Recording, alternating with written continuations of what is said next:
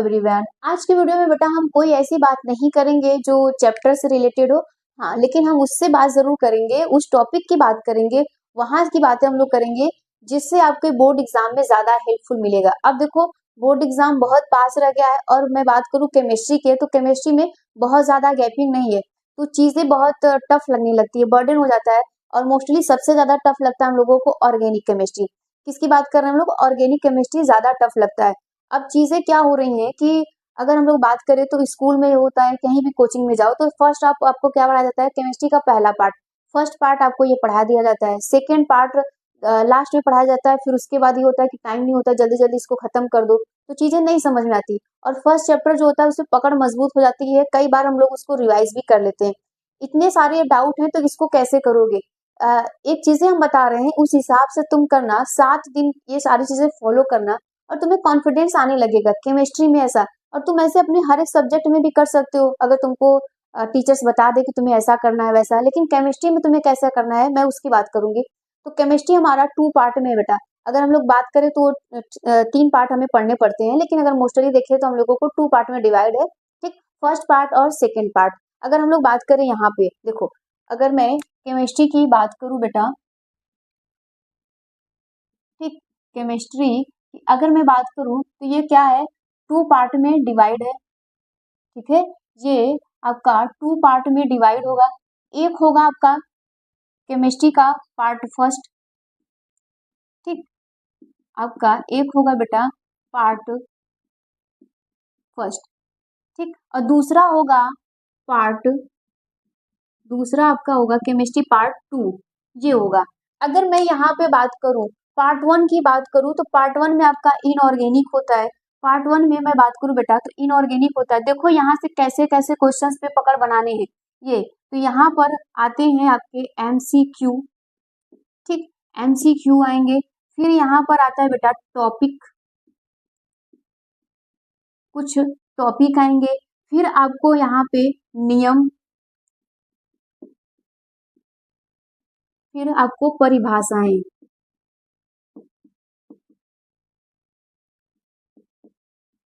इन सब की हम लोग बात करें। और अगर मैं यहाँ पे बोलूँ तो आपको न्यूमेरिकल भी देखने को मिलेगा, इसमें इसमें आपको न्यूमेरिकल्स भी आएंगे। ये हमारा पार्ट 1 की हो गया। अगर हम पार्ट 2 की बात करें बेटा, पार्ट 2 की हम लोग बात करें तो पार्ट 2 में आपको कितना क्या मिलेगा? नेमिंग रिएक्शन, ठीक, आपको नेमिंग रिएक्शंस मिलेंगे। और कौन आपको मिलेगा यहाँ पे? क्या होता है जब, ऐसे करके आपको क्वेश्चंस बनाए जाते हैं जैसे, या फिर कैसे प्राप्त करें, कैसे कैसे प्राप्त करें, इस टाइप के क्वेश्चंस आपको दिखाई देंगे। और एक आपको दिखाई देगा क्या होता है जब, क्या होता है जब, इस टाइप के आपको क्वेश्चंस दिखाई देंगे। एक होता है बेटा इम्पोर्टेंट, मोस्ट इम्पोर्टेंट कह लो, SN1 और SN2, ठीक, SN1 SN2 अभिक्रियाएं। ये अगर मैं बोलूं बेटा तो इस पे देखो हम लोग ज्यादा पकड़ के रहते हैं पार्ट 1 पे। केमिस्ट्री का जो पार्ट 1 है, अगर मैं टोटल की बात करूं तो टोटल आपका 70 नंबर का होता है, ठीक, टोटल आपका 70 नंबर का होता है। 35 नंबर का ये होता है बेटा और 35 नंबर का ये होता है, दोनों आपके 35-35 नंबर के होते हैं। अब किस हिसाब से आपको इन 7 दिनों में तैयारी करनी है बेटा, इस पे हम ज्यादा फोकस करेंगे, ठीक है। इस पे हमारी पकड़ मजबूत होती है, ये शुरू से हम लोग पढ़ते आते हैं, इसमें नहीं, इसमें हमें बहुत समस्याएं होती हैं।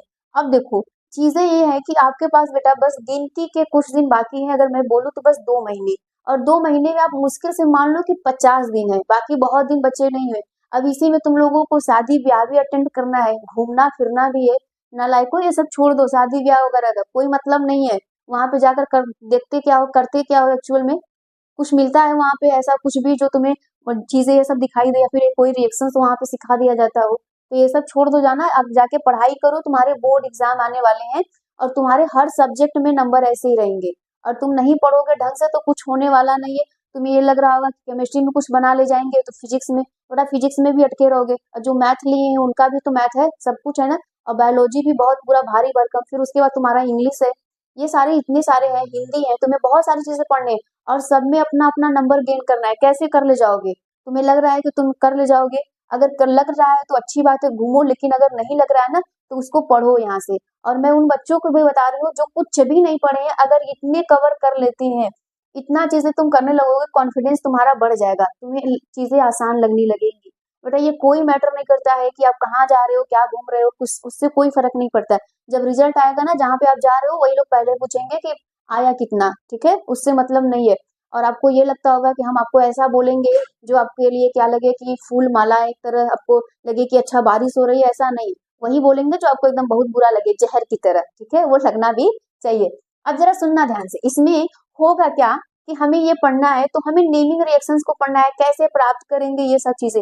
देखो नंबर कैसे गेन करना, स्मार्ट तरीके से, प्लानिंग स्मार्ट होनी चाहिए। कैसे हम प्लान करेंगे?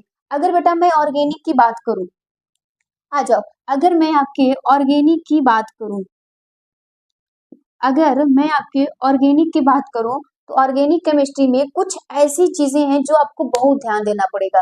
मतलब कि ध्यान से मतलब कि उसमें आप स्मार्ट प्लान कर लो। स्मार्ट प्लान करोगे तो चीजें बहुत आसान हो जाएगा। जैसे मैं बायोमोलिक्यूल्स की बात करूं तो बायोमोलिक्यूल्स जो होता है ना, वो मैथ हो चाहे बायो, देखो मैथ वाले बच्चों के लिए क्या होता है बायोमोलिक्यूल्स, वहां समझना नहीं है भाई कि कार्बोहाइड्रेट कैसे बना, प्रोटीन कैसे बना।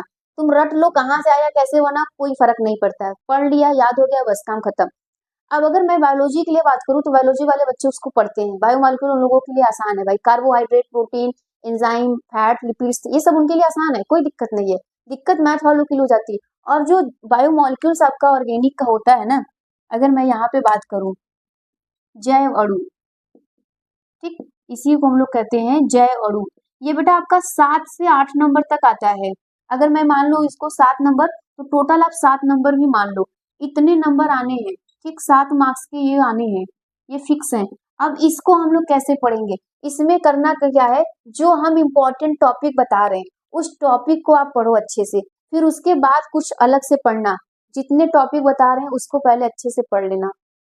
चलो देखो यहाँ पे बेटा बोला जा रहा है कि जो ऑर्गेनिक केमिस्ट्री है, ऑर्गेनिक केमिस्ट्री में आपके बायोमोलिक्यूल 7 नंबर में पूछे जाएंगे। पढ़ना क्या क्या है, ध्यान से सुनना।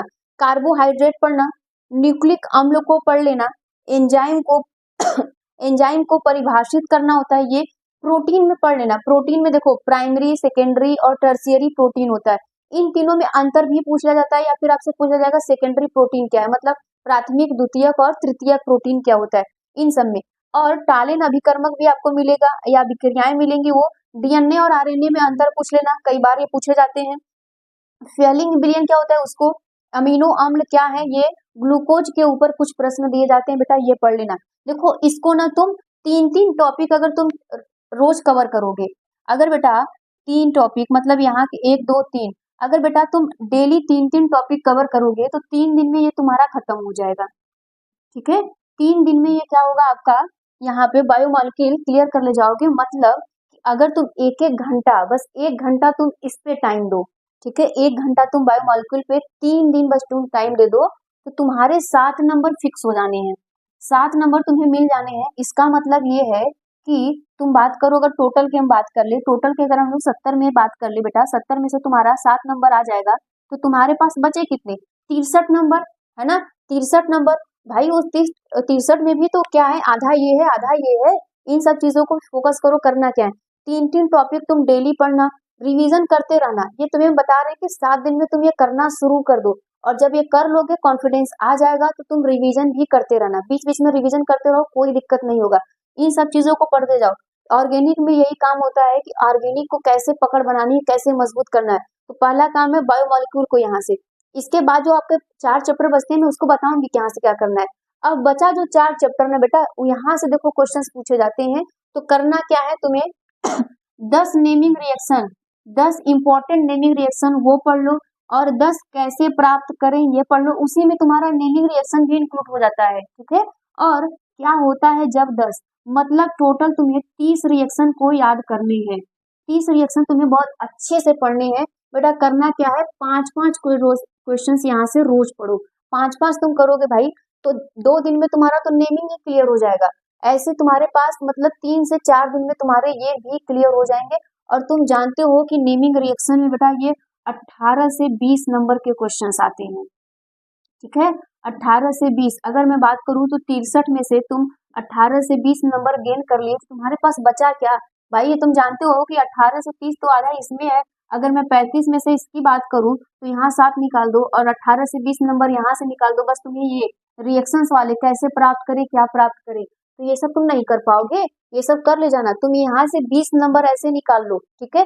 डेली 5 नेमिंग रिएक्शंस पढ़ो, डेली के डेली उसको प्रैक्टिस करो। डेली पढ़ोगे क्लियर हो जाएगा।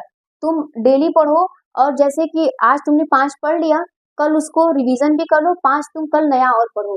तुम्हारे 10 तैयार होने चाहिए और 10 यहाँ से 10 यहाँ से, मतलब टोटल 30 होने चाहिए।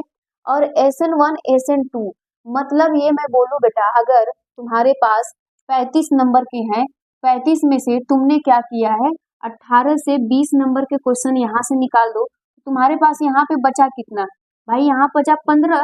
15 में से तुमने क्या कर दिया, 7 नंबर बायोमॉलिक्यूल को निकाल दिया, तो तुम्हारे पास 8 नंबर ही बचा ना। 8 नंबर बचा ना बेटा, तो 8 नंबर में से तुम क्या करोगे, यहाँ से कुछ तुम्हारे पास परिभाषाएं पूछ ली जाएंगी, जैसे परासरण क्या होता है, और फिर उसके बाद सॉरी परासरण इसमें नहीं होता है, जैसे तुम्हारे पास पूछ ली जाएंगी कि SN1 रिएक्शन क्या होती है, SN2 अंतर पूछ लिया जाएगा तुम्हें। एल्कोहल में प्राइमरी और द्वितीयक एल्कोहल में, मतलब आप बोल सकते हो प्राइमरी सेकेंडरी एल्कोहल में अंतर पूछ लिया जाएगा। इधर उधर से नंबर तुम्हारे गेन हो जाने, मेजॉरिटी नंबर यहाँ से तय करो और बायोमॉलिक्यूल को बेटा 3 दिन में खत्म कर लो। 3 दिन में तुम फिक्स से खत्म कर लो। नहीं हो पा रहे हम पढ़ाएंगे, परेशान मत रहो, कुछ दिन वेट करो, मैं इसको पढ़ा दूंगी कुछ दिन और। फिर इसके बाद यहाँ से ये नंबर हो गए। अगर मैं इसकी बात करूं, आ जाओ जब हम इसकी बात करेंगे तब, यहाँ से ऑर्गेनिक पे पकड़ मजबूत हो गई। अब ऑर्गेनिक में करना क्या था, पहले तुम बायोमॉलिक्यूल को 3 दिन में खत्म करो, 7 नंबर यहाँ से निकाल दो।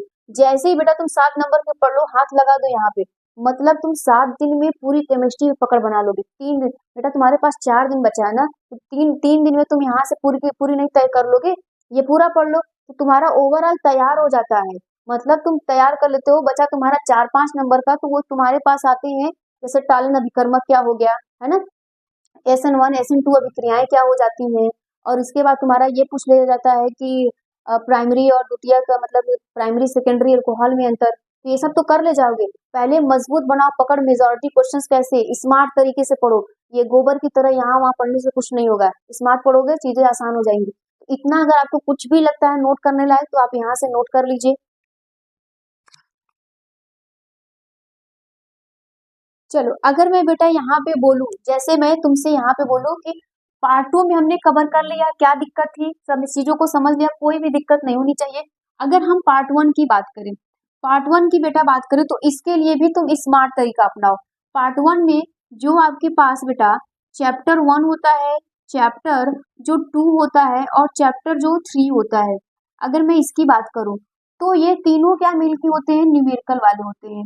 ये तीनों क्या होते हैं बेटा, न्यूमेरिकल वाले होते हैं, ठीक है। या तो आपको डेरिवेशन मिलेगा न्यूमेरिकल, या तो आपको डेरिवेशन वाले मिलेंगे, ठीक। अब इसमें क्या करना है, डेरिवेशन में आपको क्या करना होगा, तो डेरिवेशन में आप देखोगे तो बेटा 0 ऑर्डर रिएक्शन होगा, है ना, और यहाँ पे फर्स्ट ऑर्डर, ठीक। 0 ऑर्डर के होंगे या तो फर्स्ट ऑर्डर के होंगे, 0 ऑर्डर रिएक्शंस होगा, या फिर यहाँ पे कौन होगा, फर्स्ट ऑर्डर के होंगे। ये डेरिवेशन भी करने को दे सकता है, रिएक्शंस भी दे सकता है।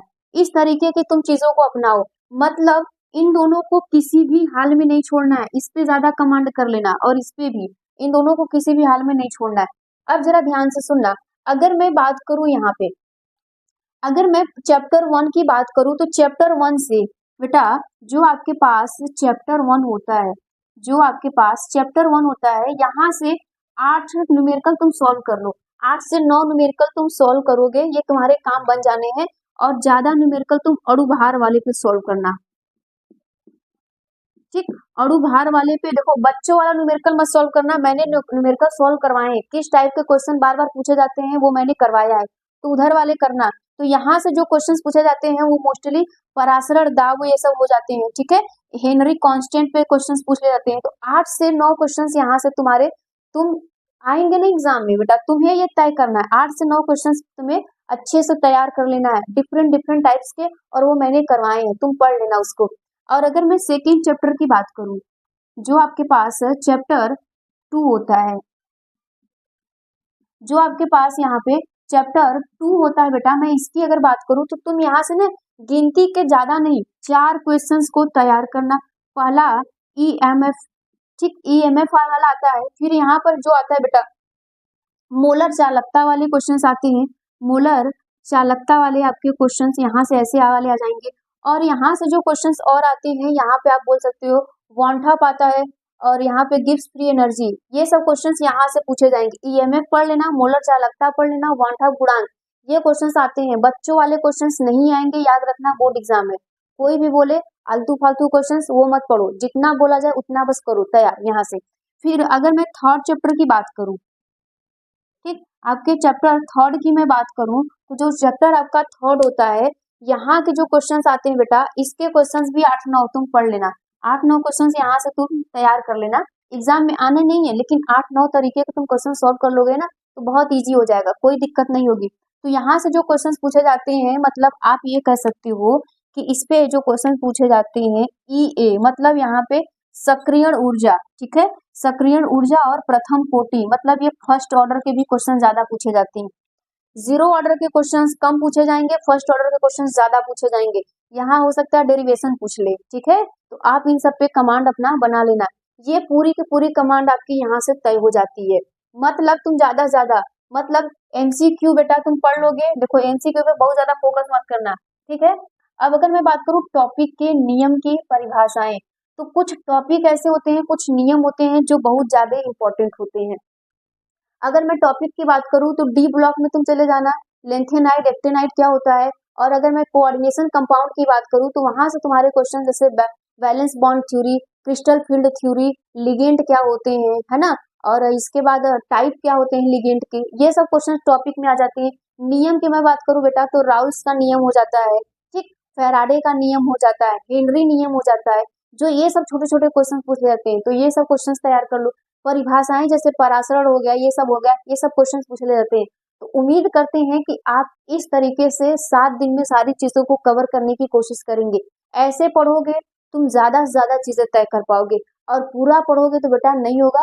और यही है कि आप लोग अब थोड़ा घूमना फिरना बंद कर दीजिए, कोई मतलब नहीं है, तुम चीजों को पढ़ो समझो बेटा, कोई मैटर नहीं करता कि कौन क्या बोल रहा है क्या सोच रहा है, तुम्हें क्या करना है ये तुम खुद तय करो, है ना। अपने गोल पे फोकस करो कि तुम्हें बोर्ड एग्जाम देने, बाकी चीजों पे नहीं, तुम्हारा दोस्त है, तुम्हारा यार है, कहाँ घूम रहा है, कहाँ पे जा रहा है, क्या कर रहा है, उससे नहीं मतलब है। तुम आज चुपचाप जाके पढ़ाई करो और चीजों को सही तरीके से करो। ये रूल आज से ही अपना लो, आज से ही इसको फॉलो करो। 7 दिन में तुम्हें कॉन्फिडेंस आ जाएगा। और बीच बीच में बेटा रिवीजन करते रहना। कोई भी डाउट हो तो प्लीज कमेंट में जरूर बताना। Thank you.